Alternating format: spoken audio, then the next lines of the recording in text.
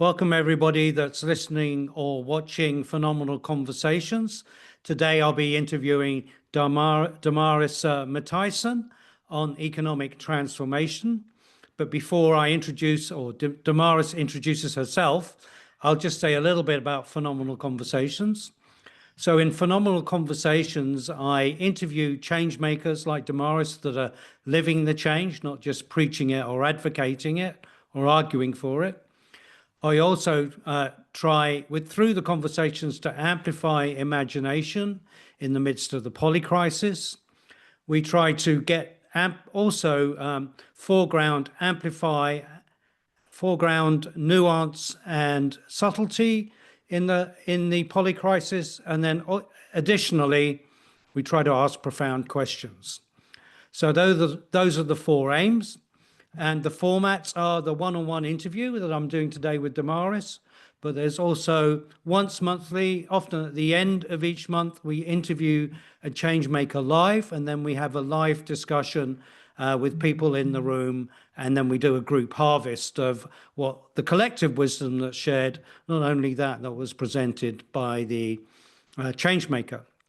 So that being said, nice. Very, very happy to welcome you today, Damaris. Really, really keen to learn about economy transformation. I think you're only the second person out of 40 that has this kind of interest. Oh, wow. So I think that kind of points to how unique your offering is, and also I think in some ways how radical. So before we get into economy transformers and economy transformation, please explain a little bit of your background or how you arrived into this calling, as it were. Yeah.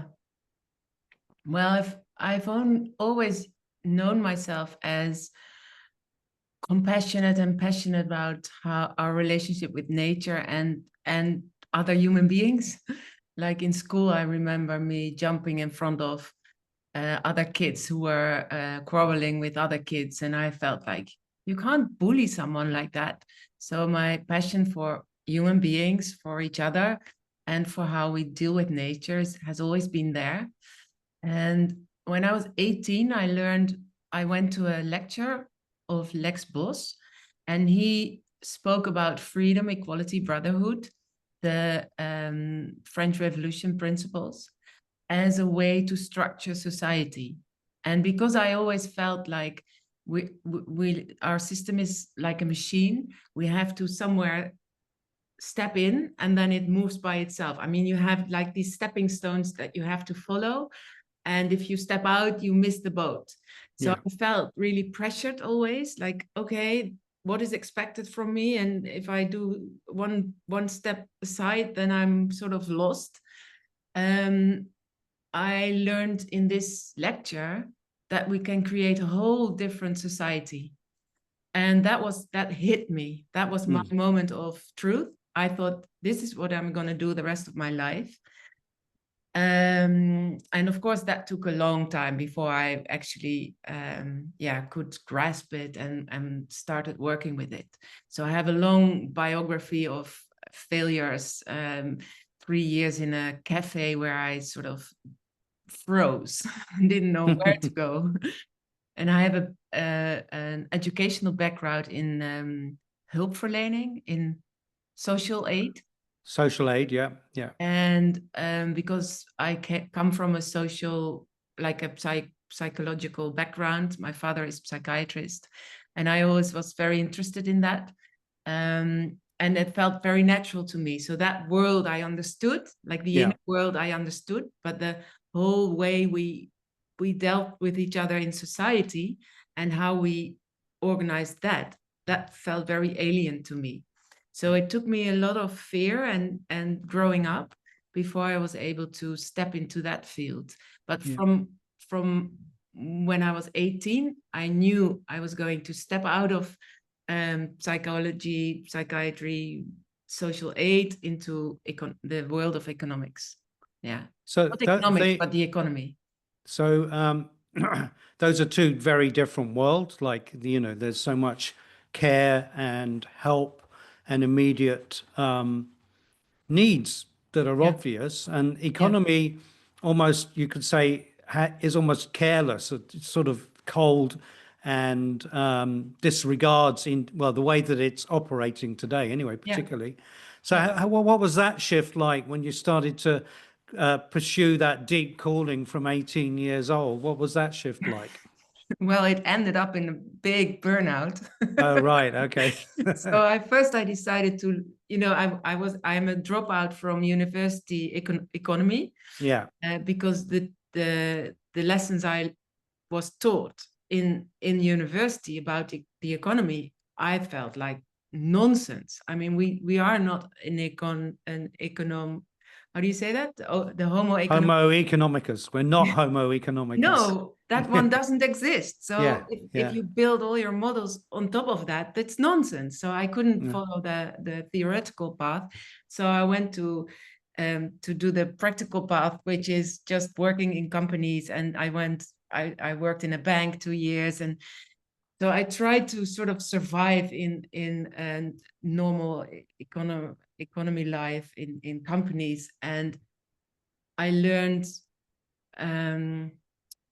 more and more why things are not working as they should work, Yeah. and that it's true that in the economy we push human beings out of it. So you have to become some like a machine in order to survive. And actually, literally, some colleague told me, Damaris, do you know what you have to do when you want to survive here?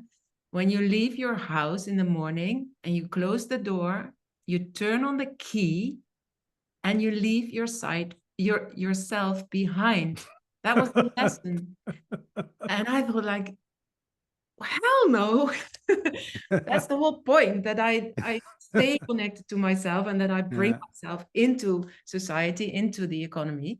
So you're talking about this gap between personal individual development and the economy, and that's exactly the gap that I want to close.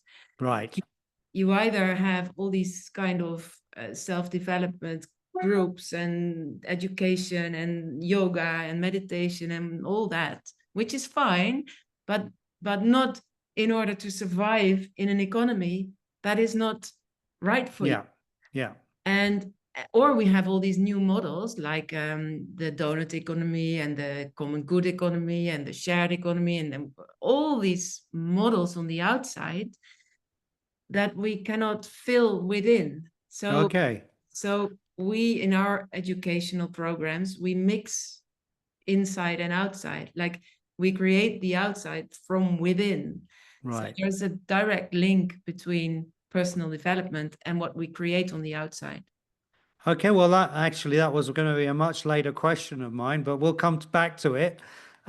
So I was curious then, can you describe the circumstances that you set up Economy Transformers? Because it's clear you had, a developing vision, something different was needed. So tell us what happened, or what led to your formation of Economy Transformers. Yeah, well, my latest job was I was greenwashing the latest company I worked for. Yeah. And I realized after 2 years I was greenwashing Yeah. company with my big story. And I would also be the first one out if it didn't work. So so I realized, okay, I'm 38 years old now. I am old enough. I have experienced enough in the old world. I know enough. I'm strong enough to set up my own, movement, company, idea. To go for it. So, Yes. So at some point I had enough, because that was the latest company I worked for was like this hockey stick growth model, going to the stock market and having a big buyout. Over de rug van on a social story. Which was completely fake. So I was so upset by that, that I said, okay, enough is enough. I'm old enough, strong enough to start my own. And I wasn't intended to start something new. I went I did a tour through Holland, like what is available, where can I maybe connect and join. Yeah. But I spoke to a lot of professors because of that first lecture I learned that we need to address ownership. Yeah. And all these professors said, they cheered me on. They said, okay, Damaris, that is a really good idea. And we will support you from the sidelines. Yeah. from the Yeah. sidelines. We're Yeah. not going to burn our hands on this topic. Yeah. But we're going to cheer you up or cheer you On. on. Yeah. So I got endorsement, and I had nothing to lose. I wasn't, in terms of career, I had no status, so Yeah. I had nothing to lose. I had no big house that I had to earn a lot of money. I could start very low profile. Yeah. So I started with 30 people that I've searched for in Dutch society, which were representing all kinds of different backgrounds, like scientists, government, big companies, small startups, artists, like all kinds of people. Yeah. Yeah. So that's how I started. I just got old enough and fed up. Okay, so you've I was ready to go. And of course, we had the financial crisis in 2008. Right, yeah. That made a big swift in Holland, that all of a sudden people had ears for my story. Yeah. So they were interested. So you mentioned about kind of models and ways of working, or proposed ways of working, that don't privilege the inner dimension, but also you're talking about the kind of mechanical nature of current economy.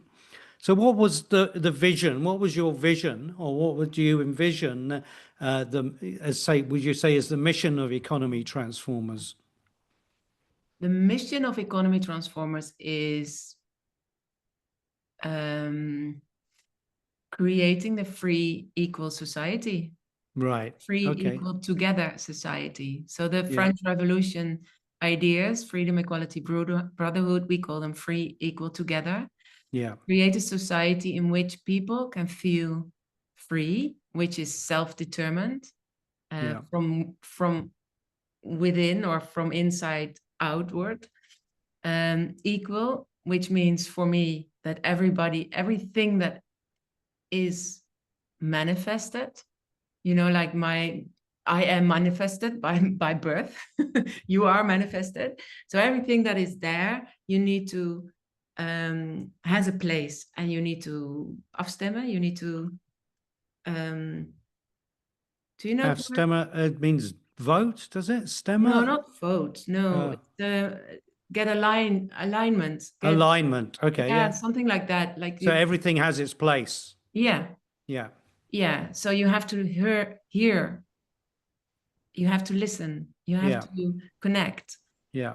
And together, of course, we have one earth, one economy, one natural resources that we need to divide among ourselves, to entrepreneurs who can do the best of it with it and share our resources. So together we need to occupy one earth and collaborate. So I had these perspectives, and or Econometry has this. Economy Transformers has these three principles, but there are also needs. Like every human being worldwide has the need to be self-determined, to feel equal to one another, and to feel a sense of belonging and togetherness and taking care of each other, and not fight for your bread, but be able to buy bread and have a roof on your head, etc. So there are needs in the inside, and there are organizational principles on the outside. Right. And to have that mixed, like, okay, what if there are organizational principles on the outside? where do we need which principle? How do they become a balance, and where we need more free, more together, more, it's a balance. Yeah. And like the individual needs to by what you do, by your labor, you fit into society, you bring yourself in society, and you have to be received, and that is also an afstemming, something you have reciprocal. Well, it needs to click, fit. Yeah. So I mean, this is a beautiful vision. Let's just name the kind of problems that we have now with the current economy that don't fit with that. So, you're talking about ownership. I've heard you talk about property. What do you see isn't working, and why it needs transformation, just so that we can broaden that out. Well, the main characteristic of a system is the way we organize our production, our means of production, land, labor, and capital. So how we distribute those, how you are, if you have access to them, and the way you have access to them, that determines our basic social system. So what doesn't function in our system or a worldwide system, you either have the market, so you have private ownership and the market who distributes land, labor, and capital. Like you have a labor market, a land market, a housing market, and a stock exchange for money, and you have a market for companies even. Or you have state ownership, like old-fashioned communism, where the state owns all the means of production and divides them among people. Those are like bankrupt systems. And in Europe, you have this mix. You have like the free market on the means of production, but the state will determine what you're allowed to do with them. So you have these bestemmingsplannen. The state determines whether it's agriculture or you can build a house on it, or and decides whether you can collaborate in a production chain or not.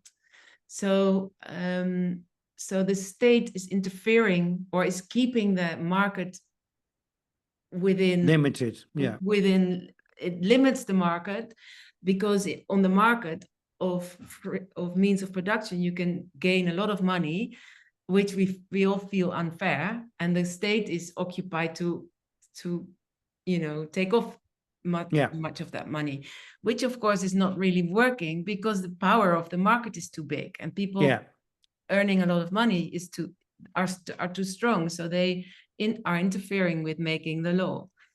So that system is not working, and so indeed we need to transform our ownership of the means of production. And we move from private ownership to relational ownership.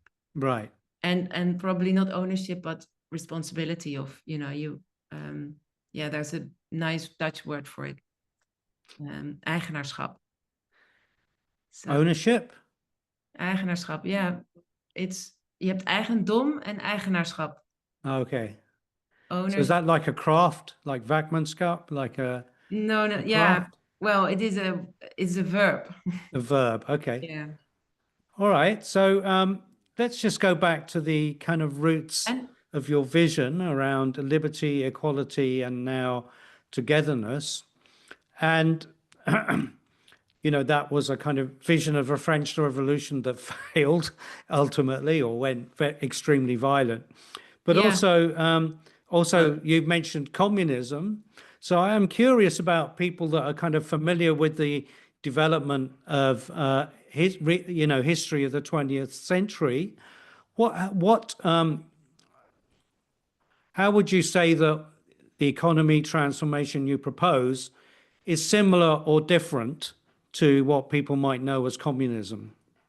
Oh, it's completely different. Oh, please describe, because those principles are somewhat ownership of means of production. That's kind of a Marxist terminology. So, and labor, those are all Marxist or have been associated with Marx. So I'd be yeah, interested to distinguish what you're suggesting from that use of that language. yeah. So the market is also using the means of production, land, labor, and capital, but then in a free market. Yeah. So it's just that always you have, whatever you do, you need a combination of those three. Yeah. So how you get access to those three, that determines the system. And communism is one of the 4 systems that are now popular. Yeah. And communist, then these means of production are state-owned. Yeah. And what I envision is that it's people-owned, like peer Right. governance. I love that Yeah. word. Yeah. Peer governance. Yeah. It's a common. It's owned. It's by, for, and for Yeah. people. Yeah. It's low at the level of where people act and where people use the land, etc. Yeah. So it is indeed out of the money system. So it's out of the market, but the allocation is done by people. And of course that demands a lot of new forms of how you distribute land. Yeah. Yeah. If it's not state, if it's not market, if it's not the combination of the two, if you leave it to people, then you need to have structures in order to do it. Yeah. Which we do. We have a free, equal, together structure developed for land and for housing and also for companies. So we're on our way building the new forms. Yeah. And the big change is that we move to relational ownership. So there's always relations that need to communicate with each other and find out what the best occupation is for what land in order to serve people. Right. And be nice. I mean, be good to nature, of course. Yeah. So if we go a little bit more into ownership, because if you're already setting up templates and getting things working, like for example, property is hereditary, or if you own property, you generally tend to hand it to your descendants, and property ownership and landlords and nobles or whatever ensured that they passed their lands on down through generations. Yeah. How do you envisage over time, equal ownership, working? So, yeah. Well, it is a acre after acre issue. Yeah. So because as soon as we find one rule, we tend to this hierarchy, and then I'm not free again. Yeah. So if you want free, equal, together, the most difficult is to find a system in which everybody can be self-determined. Yeah. We cannot have one rule for everything. So it's acre by acre. Yeah. And indeed, we have this trust, like community land trust idea. Which came up in the in the 60s in America. I think it came via Vinoba Bhave in India with the common movement, and then they adopted it in the States. Yeah, which is also relational ownership. Yeah. But indeed, if you make land from itself, you take it out of the market and out of state ownership, it's from itself. And then you cannot earn money by having land. You cannot earn money by having a company itself. So the inheritance is cut. Yeah. And so your pension doesn't come from your heritage. Your how do you say it? Your parents. Yeah. Yeah. Your family. Yeah. Your family. Yeah. And which is a personal transformation. So that's also why we in our trainings have a lot of room for these personal processes of letting go of financial value, your land, your capital, right? Because we don't want it to be inherited to your children anymore. It has to be governed differently. Yeah. And So that makes people afraid, of course. Like, where is my pension coming from then? And yeah. my security. Yeah. And we describe it from a vertical self-care, Yeah. like when you're 20, you start saving for your pension later, to a horizontal care of each other. So Yeah. if money doesn't stuck at individual families, it moves through Yeah. horizontal. So all the people that now work take care of the people that now need it. And Yeah. it can nowhere money will stuck. And I have this resemblance with a tree, that if a tree has too much water, underneath they spread the water to other trees that need the water. And Yeah. it's very far. So Yeah. if you see money as water, you cannot Yeah. storage it for your own tree. Yeah, Yeah. Yeah. you will Yeah. not storage it for 10 years ahead. Yeah. Yeah. It will now distribute the water that is available to the trees that now need it, and then new waterfalls. So I do one question that arises, because you talked about, we need new practices, new ways of doing things together. We need to let go of these, Safety. let go, but also let go of these patterns of, you get identity from your job, from your work, from your earnings. So your car, so you need to let go of that. Yeah. But how, in terms of relation, it seems like, and I might be, projecting too much in here, but it seems like you'd be in endless meetings discussing how to organize yourself to take care of this, just because, circumstances and people change a lot. So obviously you want something that's balanced, but presumably in the beginning you have to put a lot of energy in to set stuff up. And once that's done, how does it function relatively free of kind of input, or does it need constant input? I don't know if I can answer that question. Okay. I mean, we are in the middle of creating new forms. Yeah. And of course, if you have an innovation, it needs more time. Yeah. So we have now a fiscalist and a notary, a guy from within the notary who also helps setting up new forms. So there's a lot of it gains traffic. There's a lot of people enthusiastic for free, equal, together. So we create together new forms, and yes, indeed, it demands time to work it out and set new contracts, because all the old contracts are based on fear and control. Yeah. Yeah. So if you want based on love and trust, you make new contracts. So yes, we invent new rules, we invent new contracts, we invent new law by ourselves. So and then when it works, it works. Yeah. So we have because even law itself is sort of defensive and is based on the worst possible scenario. So you even have the way that law is written has to probably change as well. Absolutely. Yeah. But we're not advocating against what is written now. We create our own space, like we do this. We make room for our own way of organizing peer governance, and then we build bridges to the current society. Yeah. So we honor the rules that are existing. We're not going to fight it. Or I mean, because it will collapse at some point by itself. It doesn't need our attention. We build, we put our brain capacity to creating the new, because that demands all our capacity.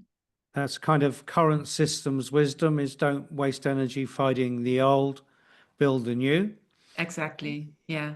And you mentioned the commons earlier, and of course, historically, particularly, I know that in England there were a lot of areas that were for common use and they weren't privatized, and there was an understanding that the community could use pasture or use resources, and there was a common ownership, and that was probably without any formal governance. Mhm. How similar would you say what you're proposing?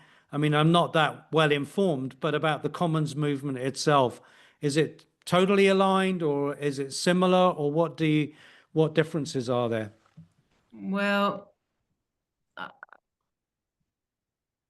I see the word commons misused a lot. Yeah, yeah, So the word commons is used on top of the basic system, namely private ownership yeah, or in state interference. yeah, So if a piece of land owned by the government is left alone, we yeah, build on top of that ownership of the state, we build a commons. yeah, Like we use it as a common.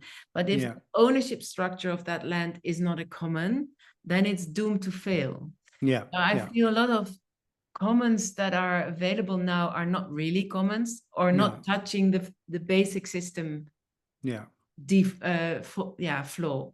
yeah, So that is one remark. I want people to be really aware.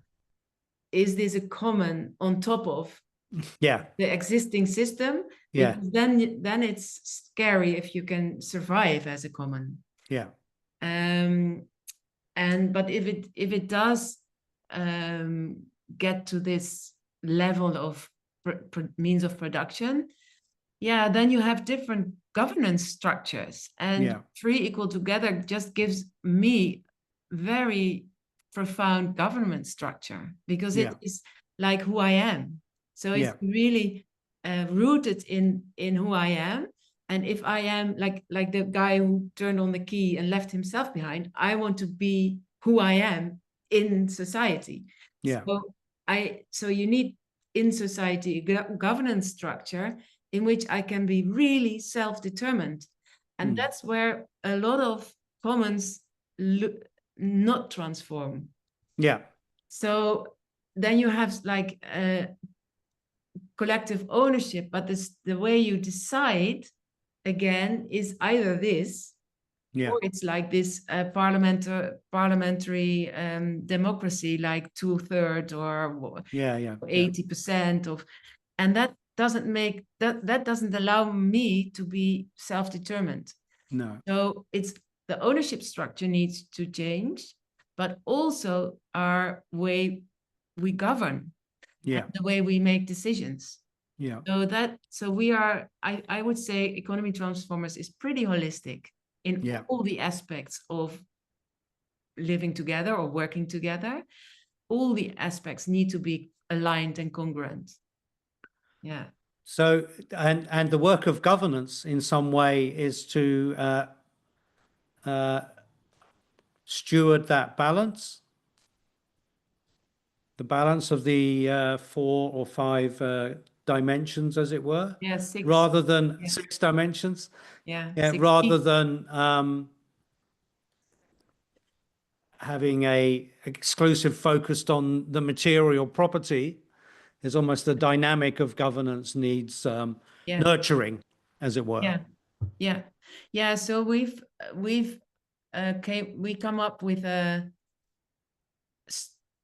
structure in which we don't have labor, Yeah, like the hierarchy of the salary hierarchy, that you yeah, have the boss hiring yeah, workers with a salary paycheck, yeah, which is always hierarchy and higher in a hierarchy, and you yeah, lose your self-determination. yeah, So we organize in a circle, yeah, which is flat, and then of course you need to think, okay, if you're a circle, how does decision making work then if everybody is able to be yeah, self-determined, but you also have this togetherness, like taking care of each other, and you have a common intention. yeah, So yeah, that there's a lot of form to be explained in how we yeah, do the peer governance. Yeah. yeah. And one of the things that occurs to me around this relational governance, as you called it in the beginning, is that I think sometimes because of the way our society is, people's have erroneous notions of what self-determination is. You know, my rights, my freedoms, and it isn't necessarily Yeah. isn't taking account of the whole system that the person's in.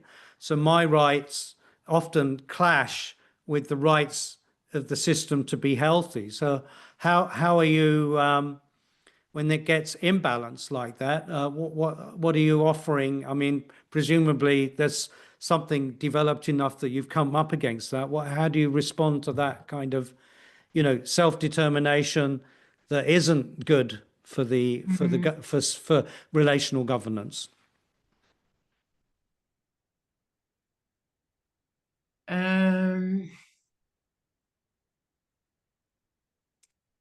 Yeah, what would be my answer?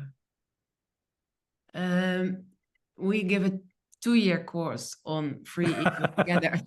So So it's not easy to yeah, give.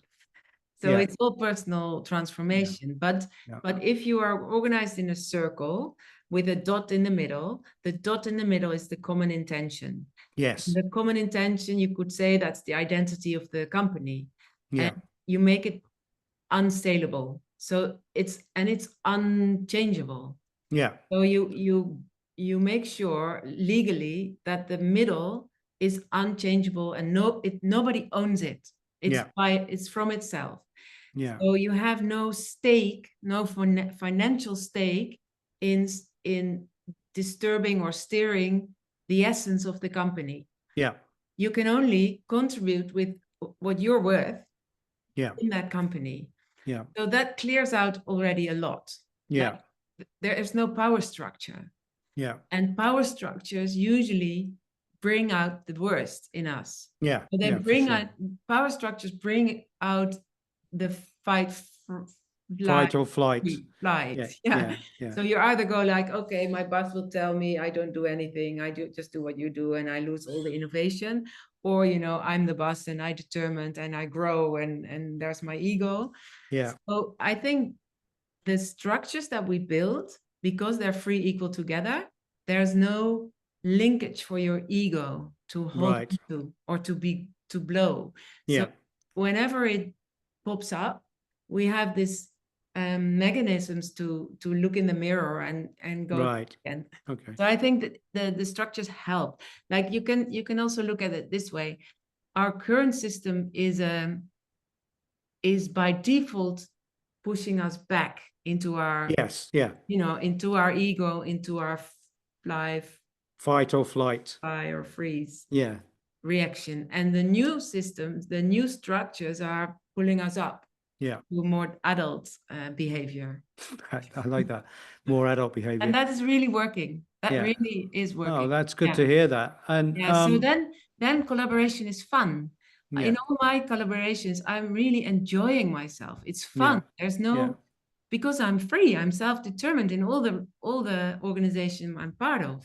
And yeah, there's yeah. a really common intention, and there's this notion of togetherness. So But it looks like from the way you're saying it, the self-determination is actually flourishes more in relationship. It's not isolated. no, It's not an isolated no. experience. Yeah, and that's also linked to if I'm self-determined on the free market, Yeah, if I'm self-determined in, oh, I have a lot of money, I can buy that land, yeah, then my ego kicks in. yeah, My fear of not having enough, and you start to fight yeah, among each other. So it's my CV against yours on the yeah, yeah, yeah, market. yeah, yeah, You become this. But yeah, if there is no market for these means of productions, there's only place for you to join if you have the capacity and you want to, then yeah. you can really bring yourself. Right. Yeah. And I mean, some of that reminds me a little bit of Lalou and bring your whole self to work. But I think you mean it broader than just your work. Yeah, yeah. It's almost So like your participation in the social, in co-creating society together. Yeah, I think Lalou wrote a brilliant book with reinventing organizations, and also his way of decision making. I really learned from that. Yeah. He calls it the advice procedure. Yeah. I call it taking an initiative and demand response, like Yeah. counsel. Yeah. But he leaves out the ownership structures. And Yeah. somewhere at the end of the book, he describes if the owners do not agree with the like the peer governance structures, it empowers people so much that the owners become frightened. And Yeah. it often happened that they ended the self-organization because it was too powerful and actually too much profit. Yeah. Because then they go like, hey, all that profit goes to the stakeholders, shareholders, sorry. Let's change the ownership structure, but we don't want that. We stop with it. Yeah. Yeah, it was a sort of a half step, because I also felt critiqued because I didn't think it was connected to changing the whole ecosystem. It was like, we're in a good self-managed organization, but if the supply chain is corrupt, we're not bothered about it. No, it doesn't change the money, like the means of production. It's only labor that is changed, but not capital and not land and not buildings, etc. So it's a good story, but it's not enough. Yeah. We need more. So I think anybody listening that's new to your work, and you mentioned community land trusts earlier, have you got a couple of like pioneering organizations or examples that, because you started off right in the beginning, this is not about believing in something, it's being it as yourself. Yeah. So are there any organizations you could cite, can be anonymously, but who are being the change, that are walking that path of integrity and are putting relational governance, they're putting this dynamics of ownership and means of production, they're working it out in the field today? Yeah, well, our big example for capital is Stichting Slijpnier. Yeah. And they have like 50 companies joining Stichting Slijpnier, which means that they all are not for sale anymore. So they all, made the company from itself and living that part of the change. So that Slijpnier is a place in the Netherlands, is it? No, it's a stichting, it's a foundation. Oh, so but different organizations from around the Netherlands have joined it. Yeah. To set up a governance model that won't ever be sold. Yeah. As it were. Yeah. So they if you join Slijpnier, you're never being sold. Yeah. Okay, well, so others? So, and now we have our own capital organ in which we make sure that the companies that join us are also not for sale anymore or can never be sold. So those are companies who are living the change. I am part of school, like a primary school. Yeah. And we've set up the school in a whole different organizational structure in which the teachers are organized in a circle. Yeah. They're all having their own mandate in giving their education to the kids. So there's no director telling them what to do. So they are free. And then there's a circle of parents around them who do the facilitation so that the teachers can do their job. So they have built the buildings, they make sure the money comes in, etc. So there's this community around the teachers facilitating the school, which is the together. And of course, we have a very profound communal interest in the middle in which we all organize. Yeah. So, and I just had the conversation this morning about the building being given to a trust in order that we cannot sell the building and bring the building in the building market. Yes. Yeah. Housing market. Yeah. So there's more examples. Given how radical it is, it's very pleasing to hear that that's putting into practice. And it's a very joyful time for me to create more people coming in and we want this too, because definitely with the housing market, so many people have no access anymore, and the bridge between rich and poor becomes bigger and bigger. So yeah, we really need different structures to solve it. Yeah, especially for young people to live somewhere Yeah. that they can afford. Yeah. So I've got two more questions before we end. One of the Okay. questions is, I mean, maybe it's too early, but in the organization structure and relational governance you envisage, what happens to a surplus? Let's say the enterprise, the school is successful and it earns, more money than it spends. What happens with the surplus? Yeah, that's the tree metaphor I just gave. So in our capital organ, with all the companies that are connected, our voice is you cannot be sold anymore, but our purpose is also the surplus that all these companies have go into this organ and are being redistributed. Okay. So we envision, and that's too early because we don't have that surplus. No. But we will find out ways in a tripartite. So you always have the trust, which is that organ. You have the entrepreneurs, and you have the communities around the entrepreneurs. So the whole question would be, where is production needed? Where is the capacity to do the production, and what production means are needed? So where does the surplus best flow to? And we first want to heal all the production chains behind all the companies. So in that way, we like a mycelium, is that mycelium? Mycelium. We will sort of let the surplus.